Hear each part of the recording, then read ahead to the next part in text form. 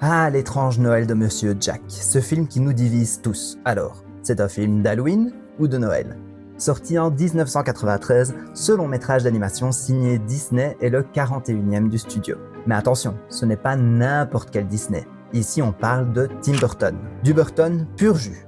Des squelettes, de la mélancolie, de l'humour noir et un univers qui tangue entre magie et macabre. Jack Skellington, le roi incontesté de la ville d'Halloween, découvre un jour la ville de Noël. Fasciné par les lumières, la joie et les chansons un peu trop joyeuses, il décide de prendre les choses en main.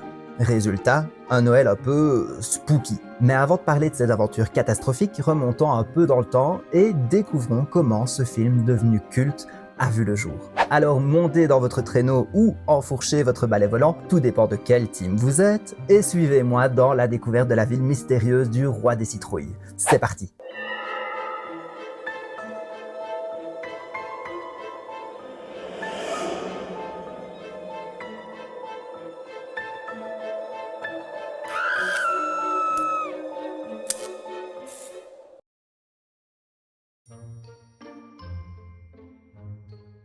Tout commence dans les années 80. Tim Burton, alors jeune animateur chez Disney, termine son court-métrage Vincent en 1982 et décide d'écrire un poème intitulé The Nightmare Before Christmas. Ce poème, mélange d'étrangeté gothique et d'humour macabre, sera la graine d'un projet qui prendra, disons, plus de 10 ans à germer pleinement. Burton s'inspire des classiques Rudolph, le petit renne au nez rouge, How the Grinch Stole Christmas et bien sûr de célèbres poèmes A Visit from St. Nicholas ou The Night Before Christmas pour les intimes. Il s'amuse à transformer ses récits bien sages en quelque chose de tordu et de fascinant. Dans son poème original, il y a seulement 3 personnages. Jack, son chien Zéro et le Père Noël. Le reste, une imagination débordante, un monde où Halloween et Noël pourraient se rencontrer et disons entrer en conflit. Burton, enfant solitaire à Burbank, Californie, était fasciné par les fêtes. Halloween pour sa créativité débridée et ses costumes improbables, Noël pour ses lumières et sa magie. 2 mondes diamétralement opposés, et pourtant pour Tim, parfaitement complémentaires. Suite à l'écriture de son poème, Burton souhaite l'adapter d'une forme ou une autre. Il pense d'abord à un spécial télévisé où l'histoire serait lue par son acteur préféré de l'époque, Vincent Price. Il pense ensuite éventuellement à un livre pour enfants et commence à élaborer des storyboards et des dessins préliminaires en collaboration avec Rick Heinrich qui lui sculpte les personnages. C'est alors qu'il se voit offrir une première opportunité d'adapter son œuvre. Disney voit d'abord le projet comme un court-métrage de 30 minutes. Mais à peine le projet commencé que l'idée est jugée trop étrange, trop sombre, trop gothique et surtout trop Burton pour les standards Disney. Burton quittera les studios en 1984, ce qui lui permettra de s'épanouir chez Warner Bros avec Beetlejuice et Batman, mais l'idée du film ne le quittera jamais. Et en 1990, il découvre que Disney possède encore les droits. C'est peut-être bien le moment ou jamais.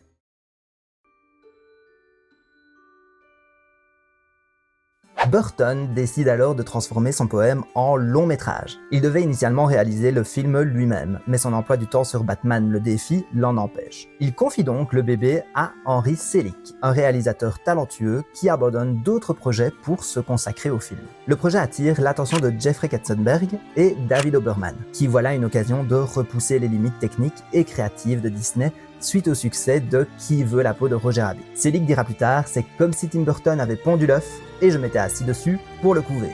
La métaphore est charmante, mais croyez-moi, couver un œuf rempli de monstres d'Halloween et de chansons gothiques, c'est sportif, vous allez voir. Tim Burton demande alors de l'aide à Michael McDowell, avec qui il avait déjà collaboré sur Beetlejuice pour créer le scénario. Mais des différences créatives auront raison de leur collaboration sur ce projet puisque Burton veut en faire une comédie musicale. Il n'est pas satisfait et veut que l'on ressente bien plus les émotions des personnages. Et peut-être bien que la musique pourrait aider pour ça. Il fait donc appel à Danny Elfman, son fidèle complice pour la musique. Elfman composera 11 chansons qui ne sont pas là juste pour décorer. Elles font avancer l'histoire et expriment les émotions que les personnages ne peuvent pas toujours dire avec des dialogues.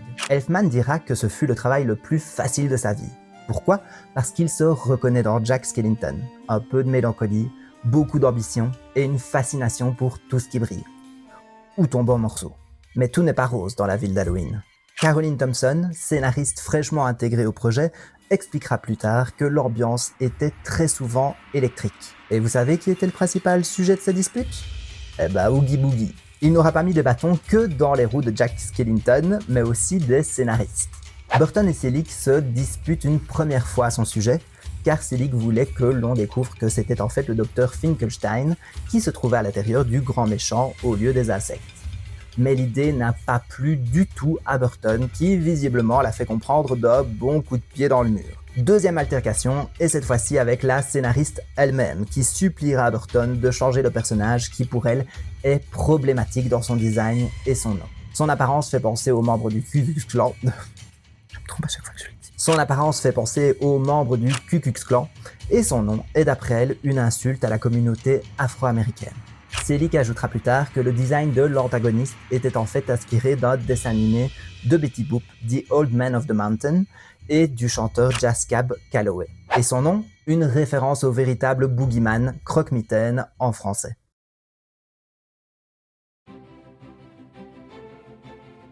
Le tournage commence en juillet 1991 à San Francisco avec 120 personnes travaillant sur 20 plateaux. Le film est entièrement en stop motion, technique consistant à photographier des marionnettes image par image pour créer l'illusion du mouvement. Pour l'étrange Noël de Monsieur Jack, ce sont pas moins de 109 440 images qui ont été prises. Oui, vous avez bien entendu. Imaginez un peu, bouger des figurines de quelques micromillimètres 109 440 fois.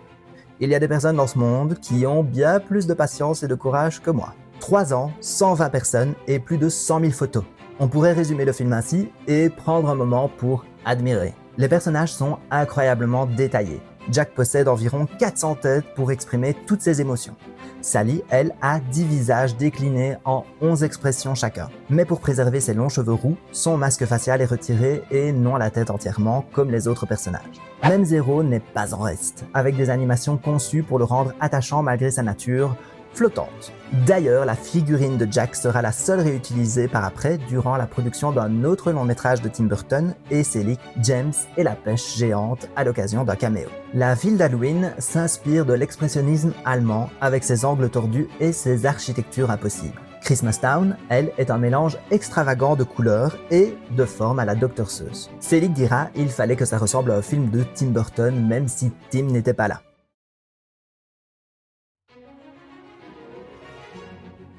Le film devait initialement sortir sous la bannière Disney, mais Touchstone Pictures prend le relais. La raison, le film était jugé trop sombre et effrayant pour les enfants. 3 semaines avant la sortie, le titre est également changé en Tim Burton's The Nightmare Before Christmas. La raison était bien évidemment promotionnelle pour attirer un plus large public en associant le nom du réalisateur en vogue au titre du long métrage. La première a lieu au Festival du film de New York le 9 octobre 1993. Le film rapporte modestement 50 millions de dollars aux États-Unis, mais il conquiert le public grâce à sa révolution visuelle et son style unique. Petit succès sans grand retentissement par rapport à Aladdin, sorti 1 an plus tôt, mais l'histoire ne s'arrête évidemment pas là. Grâce au VHS et aux ressorties annuelles, l'étrange Noël de Monsieur Jack devient culte dans le cœur des fans et un symbole des fêtes de Noël et Halloween dans la communauté. Les parcs Disney intègrent les personnages dans des attractions et des parades. Depuis 2001, Disneyland Californie et Tokyo Disneyland décorent Haunted Mansion pour Halloween et Noël avec les personnages du film. Aujourd'hui, Jack, Sally et Oogie Boogie sont des icônes, célébrées chaque année par les fans passionnés. En 2021, le film est même sélectionné pour le National Film Registry américain, une reconnaissance ultime pour son influence culturelle et visuelle, notamment aux côtés du Roi Lion. Vous vous souvenez ?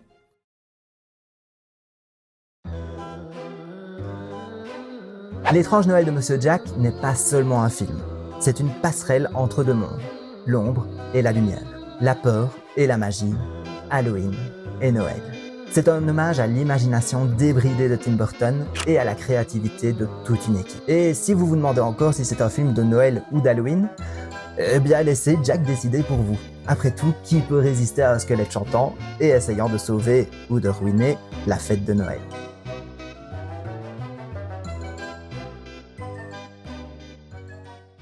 Merci d'avoir regardé la vidéo et j'espère avoir pu vous en apprendre un peu plus sur ce classique estival. À vous de trancher.